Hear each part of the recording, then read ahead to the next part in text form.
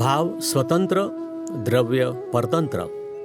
જ્યાં સુધી પોતે હિંસક છે ત્યાં સુધી દરેક ક્રિયામાં હિંસા રહેલી છે. હું દેહધારી છું એવો આરોપિત ભાવ છે એ જ હિંસક ભાવ છે.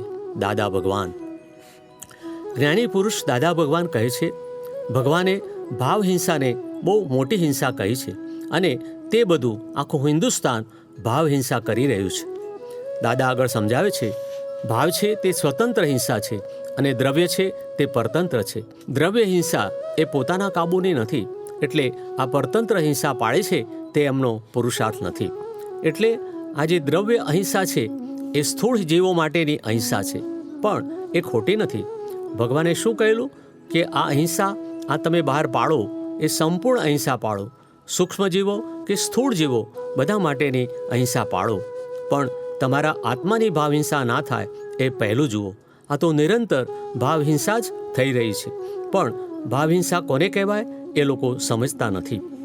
ભાવહિંસાનો બીજાને ફોટો પડે નહીં, સ્થૂળ રીતે દેખાય નહીં. જ્યારે સિનેમાની જેમ સિનેમા ચાલે છે અને આપણે તે જોઈએ છે એવી દેખાય, એ બધી દ્રવ્યહિંસા છે. ભાવહિંસામાં સૂક્ષ્મ વર્તે અને દ્રવ્યહિંસા તો પ્રત્યક્ષ દેખાય.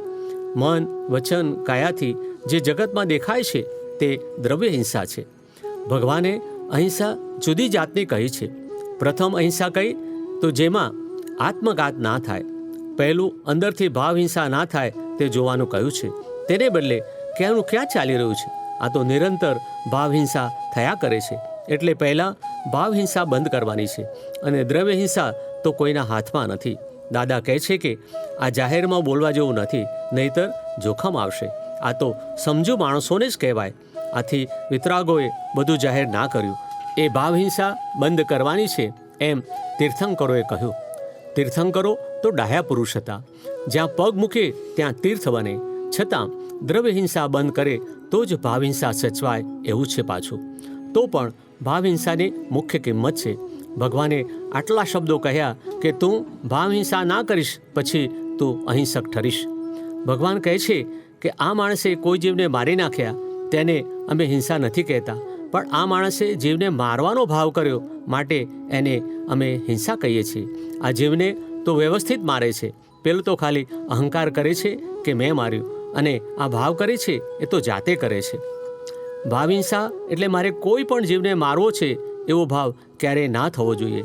કોઈ જીવને મારે દુઃખ દેવું છે એવો ભાવ ઉત્પન્ન ના થવો જોઈએ.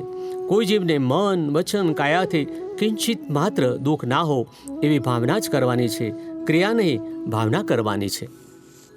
પ્રગટ અનુભવ જ્ઞાનસૂત્ર. સંપૂર્ણ અહિંસક ભાવ ખુલ્લો થાય ત્યારે અભયદાન થાય. 12/202 જ્ઞાની પુરુષ કનુ દાદાશ્રી.